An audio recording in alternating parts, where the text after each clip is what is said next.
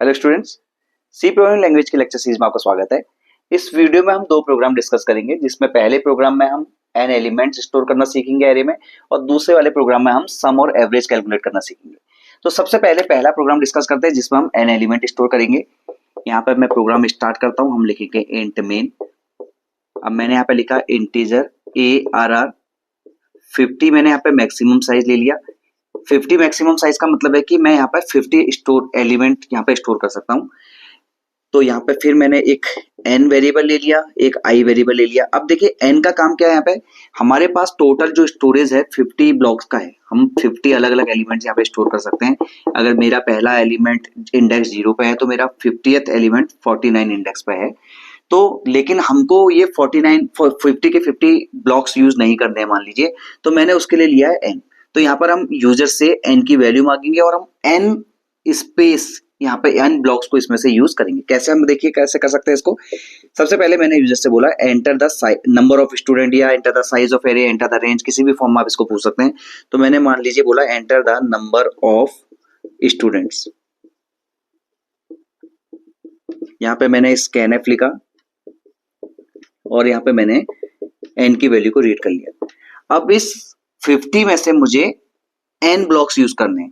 तो यहाँ पर जो मेरा लूप लगेगा किस तरह से लगेगा, देखिए for i equal to 0, i less than equal to, देखिए अगर मैंने बोला n की वैल्यू 5, तो मेरा जो इंडेक्स होगा, लास्ट इंडेक्स, वो होगा 4, क्योंकि मैं 0 से स्टार्ट कर रहा हूं। तो मैं यहाँ पे लिखूंगा n-1 और i प्लस प्लस मैंने लिखा है यहाँ पे। तो i इक्वल टू 0 से लेकर i less than equal to n-1, i plus plus यहाँ पे लिखा मैंने। और अब रीड करते समय मैं क्या लिखूंगा, यहाँ पे स्कैनएफ। एक बार में मेरा एक एलिमेंट रीड होगा तो मैंने %d लिख दिया, और एम्परसेंड मैंने यहाँ पे लिखा ARRI।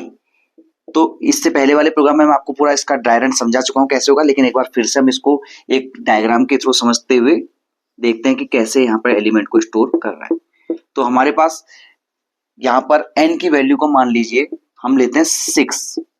अभी हमारे पास स्टोरेज जो है वो 50 ब्लॉक्स का है, लेकिन हम केवल n की वैल्यू को 6 के हिसाब से चल रहे हैं यहाँ पे। तो मेरे इंडेक्स जो होंगे 0, 1, 2, 3, 4, 5 होंगे। तो जब i की वैल्यू यूजर ने डाली 0, जब i का लूप मेरा 0 के लिए चला, n की वैल्यू यूजर ने डाली थी 6, तो सबसे पहले 0 के लिए आएगा ही, तो ARR 0 ये बन जाएगा। तो ARR 0 यानी कि पहला वाला ब्लॉक, मेरा जो पहला ब्लॉक होता है वो होता है ARR 0, दूसरा ब्लॉक होता है मेरा ARR 1, इस तरह से मेरा लास्ट ब्लॉक जो होता है ARR यहाँ पे 5। तो n हमेशा ध्यान रखिएगा, n इंडेक्स कभी भी आपको नहीं मिलेगा, आपको n-1 इंडेक्स ही लास्ट इंडेक्स होगा। 6 है तो मेरा 5 इंडेक्स होगा लास्ट, क्योंकि हम 0 से यहाँ पे स्टार्ट कर रहे हैं। तो अब यहाँ पे देखिए, जब मैंने i की वैल्यू 0 के लिए इसको चलाया तो मेरा पहला इंडेक्स मिला, मुझे पहला एलिमेंट यहाँ पे, तो यानी कि इस ब्लॉक का एड्रेस मुझे मिला। तो यूजर ने जो भी वैल्यू डाली वो यहाँ पे जाके स्टोर हो गई। जब i की वैल्यू हुई, अब देखिए i प्लस प्लस लिखा तो i की वैल्यू 1 होगी, तो 1 का मतलब ARR 1 बन जाएगा। तो इस वाले ब्लॉक का एड्रेस आएगा। तो यहाँ पे मान लीजिए मैंने 1, 3, 5, 7, 9, 11 इस तरह से वैल्यू डाली थी। तो ये इंडेक्स देखिए 0 से लेकर आपका इंडेक्स 5 यहाँ तक चलेगा। कैसे चल रहा है देखिए, i की वैल्यू 0 से स्टार्ट है, i की वैल्यू 1 से इंक्रीमेंट हो रही है, तो 0, 1, 2, 3, 4। n की वैल्यू मैंने 6 डाली थी, तो 6-1 5, तो i less than equal to 5 तक जाएगा। तो 0, 1, 2, 3, 4, 5। तो देखिए 50, अब हमारे पास अभी ऐसा नहीं है, मैं इसके बगल के स्पेस अगर यहाँ पे देखूं यहाँ पे, तो मेरे पास ये सारे स्टोरेज जिसमें गार्बेज वैल्यू स्टोर है। मैंने आपको पहले भी बताया था कि रन टाइम पर जब हम पार्शियली इनिशियलाइज करते हैं एरे को, तो रिमेनिंग ब्लॉक जो होते हैं वो 0 से फिल नहीं होते। ऐसा कंपाइल टाइम में होता है, रिमेनिंग ब्लॉक हमेशा 0 से फिल हो जाते हैं, लेकिन रन टाइम पर ये गार्बेज ही रहेगा।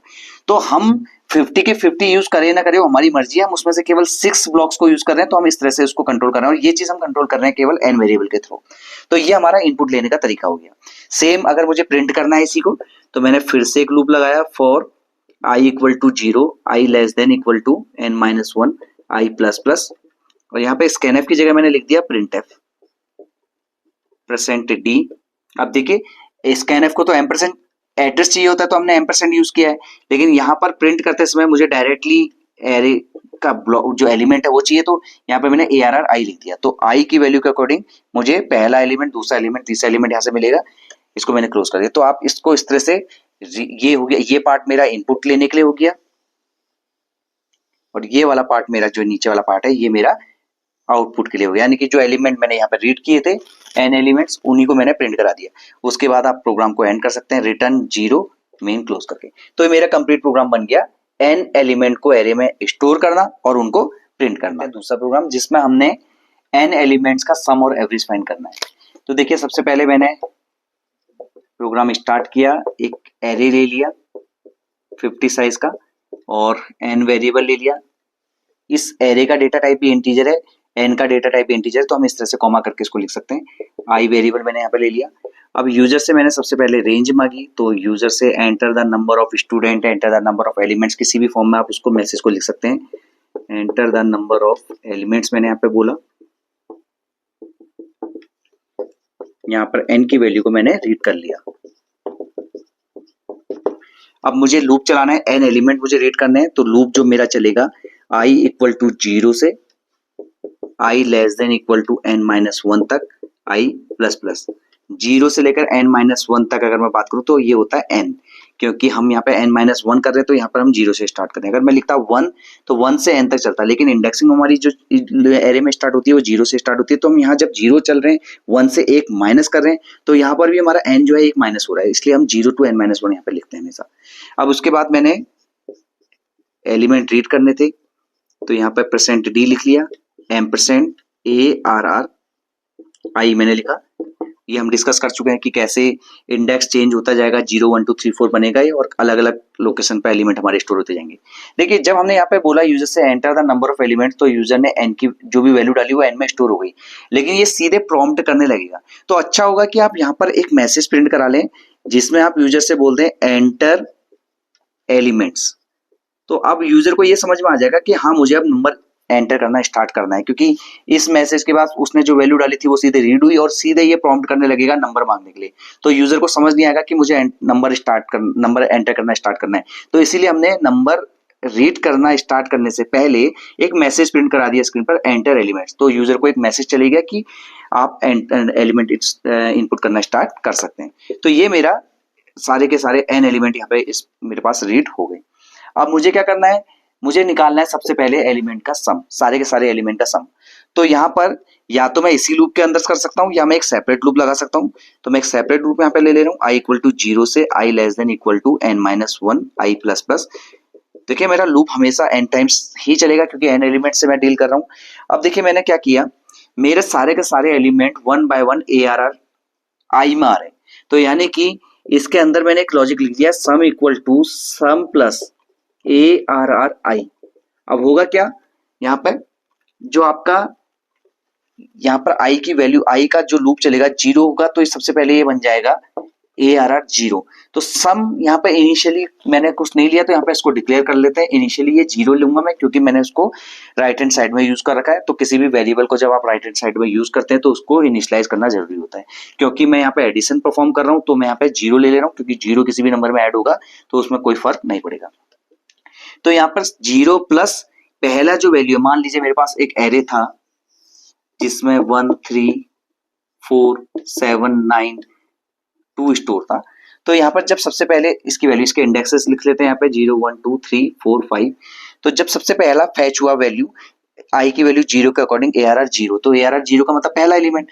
तो यहाँ पर 0, सम की इनिशियल वैल्यू 0 थी, तो 0 प्लस 1 यहाँ पे स्टोर हो गया, तो सम में 1 स्टोर हो गया। तो यहाँ पे अगर मैं सम वेरिएबल का एक वेरिएबल यहाँ पर मेमोरी डायग्राम ले लूं, तो यहाँ पे इनिशियली इसमें 0 था।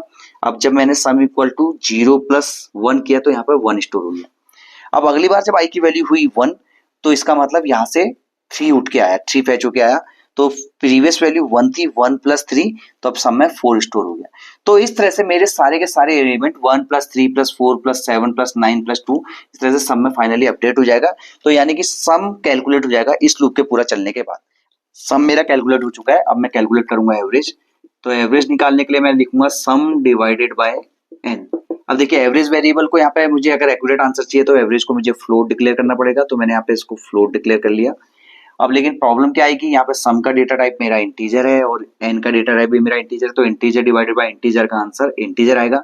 तो इसके लिए मैं यूज करूंगा type casting. Explicit type casting हमने इससे पहले वीडियोस में पढ़ी थी, तो यहाँ पर ये मैंने एक्सप्लिसिट टाइप कास्टिंग यूज की, यानी कि सम वेरिएबल को पहले मैंने फ्लोट में कन्वर्ट कर रहा हूँ। इस तरह से आपको जिस भी डेटा टाइप में कन्वर्ट करना होता है, तो फ्लोट लिख लिया मैंने यहाँ पे। तो फ्लोट यानी कि सम का डेटा टाइप पहले कन्वर्ट होगा फ्लोट में, फ्लोट डिवाइडेड बाय इंटीजर जब मैंने लिखा तो ये आपका पूरी की पूरी एक्सप्रेशन जो है फ्लोट में कन्वर्ट हो जाएगी और एवरेज जो है मेरा फ्लोट डेटा टाइप का है, तो ये उस आंसर को एक्यूरेटली स्टोर कर लेगा। अब मैं सम और एवरेज की वैल्यू को प्रिंट कराना चाहता हूँ अगर, तो सम मेरा इंटीजर टाइप का है तो मैंने परसेंट डी ले लिया, और एवरेज मेरा फ्लोट टाइप का है तो उसके लिए मैंने परसेंट एफ ले लिया।